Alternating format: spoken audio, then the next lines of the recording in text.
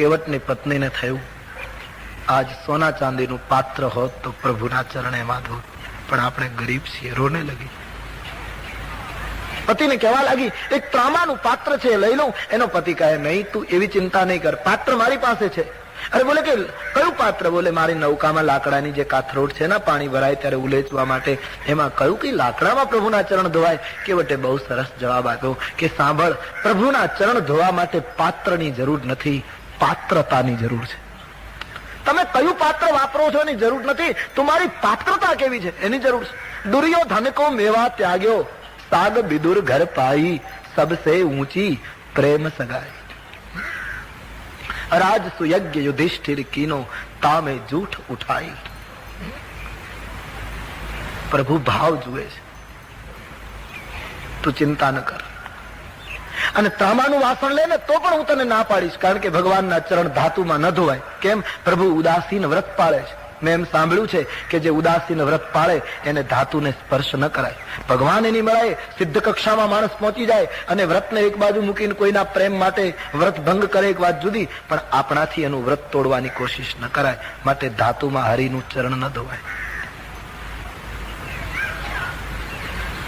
વળી ધાતુમાં પ્રભુના ચરણ ધોઈએ ને ધાતુના પાત્રમાં, તો ધાતુનું પાત્ર પાણી ચૂસી ન શકે.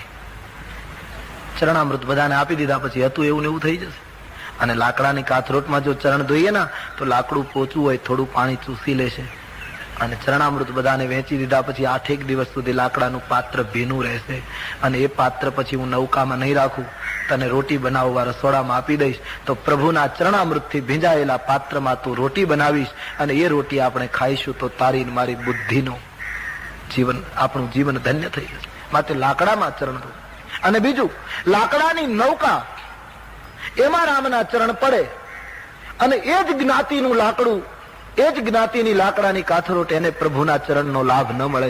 બંને એક સાથે રહેનારા, તો આ લાકડાની કાથરોટ મને ઠપકો આપશે કે જેમ નૌકા તારવાનું કામ કરતી હતી એમ હું પણ જયારે નૌકામાં પાણી ભરાય, નૌકા ડૂબવાની તૈયારી હોય ત્યારે પાણી ઉલેચીને બધાને બચાવવાનું કામ હું કરતી હતી. તો રામનો લાભ એને મળે અને કાથરોટ કાંઈ મને ન મળે તો યોગ્ય ન કહેવાય. માટે પરમાત્માના ચરણ હું કાથરોટમાં જોઈશ. પત્ની કબૂલ થઈ ગઈ. કુટુંબ આખું ગામની બહાર આવ્યું છે. કેવટ એ લાકડાની નૌકામાં રહેલી લાકડાનું જે પાત્ર છે, પાણી ભરાય ત્યારે બહાર કાઢવા માટેનું, એ પાત્રમાં પાણી કથાવટા ભરી લઈ આવા. કેવટ એમ જ માને છે કે રામના ચરણે જ્યાં સુધી આ પાણી ન અડે ત્યાં સુધી એ જળ નથી, ત્યાં સુધી પાણી છે. રામ ભલે એને જળ કહે. પાણી ભરીને આવ્યો છે, લોકો બધા ઊભા છે. પરમાત્માને કહ્યું, ચરણ પધરાવો. પાત્રમાં પ્રભુએ ચરણ પધરાયો છે અને કેવટ ભગવત ચરણ પખાડે છે. કેટલો બળભાગી માણસ છે.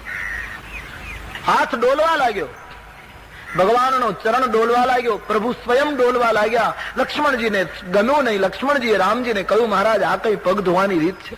પાત્ર નીચે મૂકીને તમને ચરણ ધોઈ લે તો બરાબર, હાથ ઊંચો ને એમાં પાત્ર ને એમાં તમારો પગ ને પછી હાથ ડોલે, તમારો ચરણ ડોલે, આમાં પડવાનો સંભવ છે. ભગવાન પણ પરેશાન થયેલા એટલે કેવટને કહ્યું, કેવટ આવી રીતે કેમ ચરણ ધોવે? નીચે રાખી દે પાત્ર. કેવટે ભગવાનને કહ્યું, મહારાજ બધું અમારી રીતે થશે. લક્ષ્મણજીનો મગજ ગયો કે સરકાર મને આજ્ઞા આપતા નથી, નહીતર હું હમણાં મારી રીતે કરી નાખું. તારી રીતે એટલે આ કઈ રીતનું? બોલે મહારાજ આપને તકલીફ શું છે? કહે તારો હાથ ડોલે, મારો પગ ડોલે, હું પોતે ડોલું, પડી જવાની બીક લાગે. મહારાજ આપને પડી જવાની બીક લાગતી હોય તો એક કામ કરો, શું? બંને હાથે જરા નમી અને મારું મસ્તક પકડી રાખો. બુદ્ધિપૂર્વક રામનો હાથ માથા ઉપર મુકાવી દીધો. લક્ષ્મણજીએ રામજીને કહ્યું, મહારાજ એના મસ્તક ઉપર હાથ મૂકો, જેથી કરીને બુદ્ધિ સુધરે તો આપણને હેરાન કરતો બંધ થાય. કેવટે કહ્યું, મહારાજ બુદ્ધિ તો શુદ્ધ તેજ છે જ, અને એમાં હવે પ્રભુનો હાથ પડશે તો ઓર તેજ હો જાયગી. ભગવાને બંને હાથે કેવટનું મસ્તક પકડ્યું છે. ધન્ય બન્યો છે. દેવતાઓએ આકાશમાંથી પુષ્પની વૃષ્ટિ કરી છે કેવટ ઉપર. ધન્ય કેવટ. અતિ આનંદ ઉમગી અનુરાગા. આનંદમાં ભાવ વિભોર બનીને ચરણ પ્રક્ષાલન કરવા લાગ્યો છે. આંખમાંથી આંસુડા પાણીની સાથે બળવા લાગ્યા. હું કેટલો ભાગ્યશાળી આજ શ્રી ચરણારવિંદને પખાળી રહ્યો છું. ચરણારવિંદ પ્રક્ષાલન વિધિ પૂરો થયો છે. ભગવાને કહ્યું બસ ભાઈ હવે નૌકામાં બેસી. બોલે મહારાજ થોડી વાર. શું? હું બધાને ચરણામૃત વહેંચી દઉં. એ ભીલ લોકો જેટલા બધા ઉભા હતા એ બધા લાઈનમાં એને એક વડનો પાન લઈ એનો દોનો એની પેલું બનાવી અને બધાને ચરણામૃત વહેંચે છે. આમ લાઈનમાં બધાને ચરણામૃત આપતો હતો. એમાં સીતાજીએ લક્ષ્મણજીને કહ્યું લખનભાઈ આપણી લાઈનમાં આવી જઈએ, નહીતર આ બધાને આપશે ને આપણને નહીં આપે. અને અત્યારે પૂજારી એ છે, આપણે નથી, એટલે પ્રસાદ લેવો હોય તો એના પાસેથી જ મેળવી શકાશે. લક્ષ્મણજીએ કહ્યું માં ચરણામૃતની તો મારી ઈચ્છા છે, પણ ચરણામૃત લેવા માટે હાથ લાંબો કરવો પડે અને ભીખ માંગવી પડે. આપણે ક્ષત્રિય, આપણાથી ભીખ મંગાય? સીતાજીએ કહ્યું પણ હવે માંગવાની શરૂઆત જ ઉપરથી થઈ જાય, આપણને શું વાંધો? સરકારે નૌકા માંગી તો આપણે ચરણામૃત માંગીએ. લક્ષ્મણજી સમજી ગયા કે આમાં અક્કડ રહેવા જેવું નથી, નહીતર ચરણામૃત વગર રહીશ. સીતા અને લક્ષ્મણ લાઈનમાં ઉભા છે. કેવટ ચરણામૃત બધાને આપતો આપતો લક્ષ્મણજીને શ્રી સીતાજીને ચરણામૃત આપ્યું છે. અકાલ મૃત્યુ હરણમ સર્વ વ્યાધિ વિનાશનમ. પ્રભુનું સ્મરણ કરી ચરણામૃતનું પાન કર્યું છે. પોતે પણ ચરણામૃતનું પાન કર્યું. થોડું ચરણામૃત પાત્રમાં રહેવા દીધું. ભગવાને કહ્યું હવે બેસીએ નૌકામાં. બોલે મહારાજ હવે એક કામ બાકી છે. શું? પ્રભુ એક પ્રશ્ન પૂછું. શું? તમે વશિષ્ઠજીના આશ્રમમાં ભણવા ગયેલા ને અભ્યાસ તમે ત્યાં કરેલો? લક્ષ્મણજીએ કહ્યું લો મહારાજ હવે આપણો અભ્યાસ પૂછે. તારે અમારા અભ્યાસની શી જરૂર છે? આમાં કઈ અમુક ભણેલા હોય એને જ બેસાડવા એવું કઈ છે? કહ્યું નહીં મહારાજ આપ ગુસ્સો નહીં કરો, બતાવીએ ના. કહ્યું હા અમે વશિષ્ઠજીની પાસે ભણેલા. તો પછી વશિષ્ઠજી તો કર્મકાંડી હતા, ઉપરોહિત્ય કર્મ જાણતા હતા, એટલે તમને કર્મકાંડ પણ શીખ્યો હશે? બોલે હા. મહારાજ તમે ક્ષત્રિય છો, તમારાથી કર્મકાંડ કરાવાય નહીં, પણ તમે શીખ્યા તો ખરા ને? કયા? તો એક કામ કરો, હું અને મારી પત્ની આ જે જળ છે એ ખોબામાં ભરી અને ગંગાના પાણીમાં ઉભા રહીને રેડીએ, અર્પણ કરીએ, અને અમારા પિતૃઓ જેટલા મૃત્યુ પામ્યા એના તર્પણના શ્લોકો તમે બંને ભાઈ બોલો. કારણ કે અમારા પિત્રોનો ક્રિયાકાંડ કરાવનારા કોઈ બ્રાહ્મણો અહીં આવતા નથી, અને તેથી મહારાજ આટલો બધો ભેદ અમારી સાથે રાખવામાં આવ્યો. હવે તું અમારા પિત્રોનું તર્પણ કરાવ. ભગવાન રામે લક્ષ્મણને કહ્યું ચાલુ કર. લક્ષ્મણ અને રામ બંને કેવટના પિતૃઓના તર્પણના મંત્રો બોલે. કેવટ અને એની પત્ની જળદાન કરે છે. કેટલો ભાગ્યશાળી માણસ! એને પિતૃઓને તારી દીધા, પરિવારને તાર્યો, ખુદ તર્યો, અને બધાને તો તાર્યા, પણ છેવટે એને રામને તાર્યા. કેટલી ઊંચાઈ હશે આ માણસની ભક્તિમાં! ગોસ્વામીજી કહે છે બધાને પિતૃઓનો ઉદ્ધાર કરાયો છે. પદ પખારી જલ પાન કરી આપ સહિત પરિવાર પિતર પાર કરી પ્રભુ પુની અને મુદિત ગયે લે પાર. બધાનો ઉદ્ધાર કરી પછી રામજીને કહ્યું હવે નૌકામાં આવો. પહેલા સીતાજીને, પછી રામજી, પછી લક્ષ્મણ, પછી ગુહરાજ વિરાજિત થયા. નૌકાનું દોરડું છોડી કેવટે નૌકાને ગંગાના જળમાં સડસડાટ વહેતી મૂકી. ગંગા ઉછાળા મારવા લાગી. જેના ચરણમાંથી છૂટી પડી હતી એ પરમાત્મા જ મારા ઉપર નીકળ્યા છે. ગંગાને કેવટ ખૂબ જ ગમ્યો છે કે કેવટ તે મને પ્રભુની મુલાકાત કરાવી દીધી. ધન્ય છે. જ્યાં નૌકા સામે કિનારે પહોંચવાની તૈયારી, કેવટ સમજી ગયો કે જલ્દી જો સામે કિનારે ઉતારી દઈશ તો આમે મારાથી કંટાળ્યા છે આ લોકો, અને જેવા ઉતરશે એટલે સીધા ચાલતા થઈ જશે. અને આ સામીપ્ય, આ સંગાત કઈ વારંવાર મળે નહીં. અને એટલા માટે હવે જેટલું પેલું કરવું એટલું બધું મારા કાબુમાં છે. એટલે કેવટે યુક્તિ કરી. સામે કિનારે નૌકા પહોંચવાની હતી, એકદમ એને મોડ આપ્યો, ટર્ન આપીને પાછો આ બાજુ લાવ્યો. કેવટને એમ કે જેટલું સાથે વધારે રહેવાય. એકદમ આ બાજુ લાવ્યો તો લક્ષ્મણજીનો મગજ ગયો. લક્ષ્મણજીએ ભગવાનને કહ્યું મહારાજ આમ શું કામ લઈ જાય? કઈ ભૂલી ગયો લાગે છે. એ ભૂલ્યો તો નહોતો, પાછો આ બાજુ લાવ્યો. કેવટને એમ કે વધારે સાથે રહેવું છે, કારણ કે હવે આમાં કઈ આડાવડો પગ થાય એમ નથી, બધો કાબુ મારા હાથમાં છે. 4-5 ચક્કર પ્રભુને ગંગામાં ખવડાવ્યા. લક્ષ્મણજીએ કહ્યું મહારાજ હવે તમે એને કહો, આપણે ફરવા નથી નીકળ્યા. ભગવાને કેવટને કહ્યું કેવટ શું કામ આમનમ ફેરા ખવડાવે? ઘડી કામ ઘડી કામ. આ 4-5 ફેરા તે ખવડાયા, હવે અમે કંટાળી ગયા છે, પરેશાન થઈ ગયા. કેવટે ભગવાનને બરાબર પકડ્યા કે ગંગાના વહેણમાં 4-5 ફેરા ખવડાવ્યા, ત્યાં તમે કંટાળી ગયા, તો મર્દ અમે કહેવાય કે તે અમને 84 લાખ ફેરા ખવડાવ્યા તો હજી અમે કંટાળતા નથી મહારાજ. પુનરપી જનનમ પુનરપી મરણમ પુનરપી જનની જઠરે શયનમ ય. આટલા વખત અમે જન્માન મર્યા પણ અમે કોઈ દિવસ કંટાળતા નથી. તમે કંટાળી. ભગવાને કહ્યું ભાઈ તારી આગળ મારું કઈ બહુ ઉપજેવું લાગતું. ભગવાને નિવેદન બદલતા કહ્યું ભાઈ કંટાળવાનો પ્રશ્ન નથી પણ અમે નૌકામાં બેસવા ટેવાયેલા નથી. તો આમથી આમ અમને ગુમાવે ના એટલે અમને ડર લાગે છે પડી જવાનો. અમે કઈ નૌકામાં બેસવા ટેવાયેલા નથી. ભગવાનને કહ્યું મહારાજ તમને પડી જવાનો ભય લાગે છે. હા તો એક કામ કરો, મારો હાથ પકડી રાખો અને આપ મારો હાથ પકડશો ને પ્રભુ તો મારા જીવનની નૌકા સલામત થઈ જશે. સુખ આવે ત્યારે છકી જાય, દુઃખ આવે ત્યારે ડોલી ઉઠે. તું મારો હાથ પકડીશ ને ઈશ્વર તો મારી જીવન નૌકા સ્થિર ચાલવા માંડશે. પરમાત્માએ કેવટનો હાથ પકડ્યો છે. દેવતાઓએ ફરીવાર પુષ્પની વૃષ્ટિ કરી છે. નૌકાને સામે કિનારે કેવટ લાયો છે. ભગવાન નૌકામાંથી નીચે ઉતર્યા. ઉતરી ઠાડ ભય સુરસોરી રહેતા રામ સીતા ગુહ લખન સમેતા. રામ લક્ષ્મણ વૈદેહી નીચે ઉતર્યા. રેતીમાં ગુહરાજ નીચે ઉતર્યો. નૌકાને એક બાજુ બાંધી દઈ અને કેવટ તુલસીદાસ કર્યા. હવે કેવટે દંડવત કર્યા. પહેલા નહોતો પગે લાગતો. બધું કામ કરી લીધા પછી શરણાગત થઈ ગયો. દંડવત. જયારે દંડવત કેવટે કર્યા ના ત્યારે પ્રભુને બહુ શરમ લાગી. એક વસ્તુ ચોક્કસ, રામજી કેવટથી બહુ શરમાયા છે. કોઈ પ્રસંગ સંસારમાં એવો બનતો હશે કે માનવીની આટલી ઊંચી ભક્તિ જોઈને પ્રભુને શરમ લાગી છે.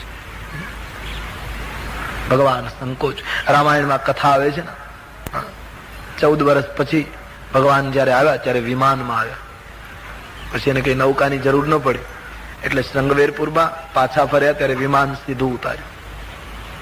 કેવટને ખબર પડી કે ભગવાન આવ્યા એટલે એકદમ દોડતો આવ્યો. ભગવાનને કહ્યું મહારાજ જયારે ગયા ત્યારે તમારી પાસે વાહનની સગવડ નહોતી તો અમારી નૌકાનો ઉપયોગ કર્યો અને આવ્યા ત્યારે વિમાનની સગવડ થઈ ગઈ એટલે સીધા ઉતર્યા. અમે કેટલી નૌકા તૈયાર કરી રાખી. બસ મહારાજ સગવડ થઈ ગઈ એટલે સીધા વિમાનમાં. અમને બોલાવવો તો હતો, નૌકામાં હું બેસાડીને લઈ આવતે. એ વખતે ભગવાન શરમાઈને નીચે જોઈને બોલ્યા કે ભાઈ મારે તારી નૌકામાં જ બેસવું હતું. વિમાનમાં આવ્યો તો પણ વિમાન હું ત્યાં ઉતારીને નૌકામાં જ આવતે. પણ કેવટ મેં વિમાન સીધું અહીંયા ઉતાર્યું. એનું એક જ કારણ શું કે પહેલી વાર બેઠો હજી એની મજૂરી ચૂકવી નથી શક્યો. એમાં બીજું ઋણ ક્યાં ચડાવું? હજી પહેલી વાર ની તારી ઉતરાય મારા ઉપર બાકી રહી ગઈ. એટલું હજી હું પૂરું નથી કરી શક્યો. એમાં બીજી વાર તારી નૌકામાં ક્યાં બેસું? તો કેવટ રામ. તુલસીદાસજી લખે છે ભગવાન બહુ સંકોચ પામ્યા. મારે આને કંઈક આપવું જોઈએ. સામાન્ય માનવી આની નૌકામાં બેસે તો પણ આટલું આપે. હું તો બ્રહ્મ છું. આ ગરીબ માણસને હું કઈ ના આપું તો બરાબર નહીં. ભગવાન વિચાર કરે પણ આજ મારી પાસે કશુંય નથી. તમે વિચાર કરો, આનું નામ દુઃખ કહેવાય. 2 દિવસ પહેલા જેને અયોધ્યાનું સામ્રાજ્ય મળવાનું હતું એ બ્રહ્મને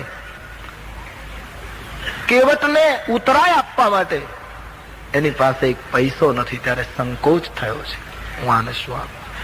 નાયકને મજૂરી ચૂકવવા માટે પૈસા નથી ત્યારે ગંગાને કિનારે નીચે જોઈ જવું પડ્યું. દુઃખ આનું નામ કહેવાય. સીતાજી રામના મનોભાવ જાણી ગયા. પોતાની મણિ મુદ્રિકા લાલ નંગવાળી અતિ પ્રિય રામ નામ અંકિત મુદ્રિકા સીતાજીએ ઉતારી. કેટલી એકતા હશે પતિ પત્નીની. પતિના ચહેરા ઉપરથી પત્ની સમજી ગયા પ્રભુ સંકોચ પામે. એકદમ મુદ્રિકા ઉતારી. લો ભગવાન, पति पत्नी નું दाम्पत्य देखिए, सरकार दे दो, आपको संकोच हो रहा है ना। सीताजी ની આંગળીમાંથી જે અંગૂઠી બહાર નીકળે એ વખતે કેવટની આંખમાંથી અશ્રુ બહાર નીકળે. નહીં માં, અંગૂઠી મત નિકાલ. ત્યાં તો સીતાજી આપી દીધી રામજીને, આપી દો. રામજી કેવટને આપવા લાગ્યા. કેવટ કહે નહીં પ્રભુ, હું નહીં લઉં. મહારાજ ભલે અમને ખાવા નથી મળતું, ભલે અમે ગરીબ છીએ, અમારા સંસ્કારોને અમે ગરીબ નથી થવા દીધું.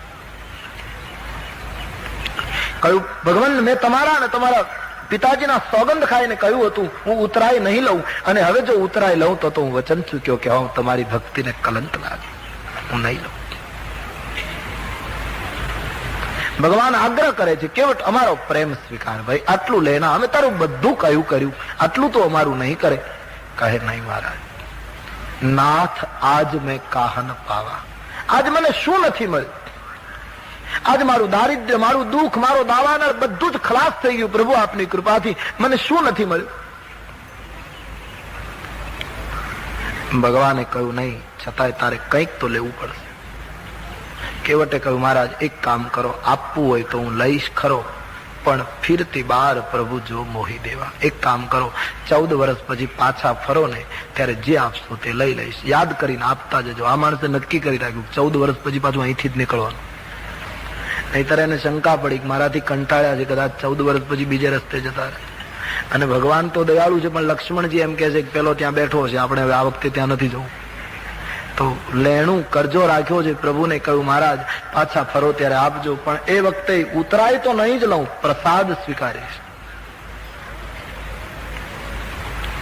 ભગવાને કહ્યું, એ તો ઠીક છે, પણ કંઈક તો સ્વીકાર. કેવટે કહ્યું, નહીં મહારાજ, મારાથી તમારાથી પાસેથી લેવાય નહીં. કેમ કે તમે મારી જ્ઞાતિના છો, મારી નાતના છો. લક્ષ્મણજીથી રહેવાયું નહીં. મહારાજ હવે હદ થાય છે, આપણે આની નાતના, આપણે ખારવા છીએ, ક્ષત્રિય છીએ. મહારાજ રઘુવંશી ના માણસ કહે તમે અમારી, એ આપણી નાતમાં ભળે તો બરાબર, સરિતા સાગરમાં ભળે તો બરાબર, પણ આ તો સરિતામાં સાગર, બુંદ में सागर, सिंधु ऐसी कोई बात, बिंदु में सिंधु की बात.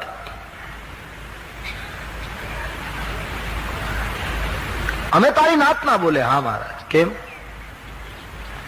મહારાજ હું ગંગાનો ખારવો, તમે ભવસાગરના ખારવા છો. પ્રભુ નિયમ એવો છે, ખારવો ખારવાની ઉતરાય ન લે, વાળંદ વાળંદની દાઢીના પૈસા ન લે. એ સામસામાં બેસી જાય, એના પૈસા ન લે એકબીજાના. એમ ખારવો ખારવાની ઉતરાય ન લે. તમે ભવસિંધુના ખારવા, હું ગંગાનો ખારવો. મહારાજ આજ હું તમારી ઉતરાય નથી લેતો, તો કાલ હું ભવસાગરને કિનારે આવું ત્યારે મારા કર્મનો હિસાબ ન માંગશો. નહીતર પ્રભુ હું કર્મનો હિસાબ નહીં આપી શકું. મેં પાપી હું, અધમ હું.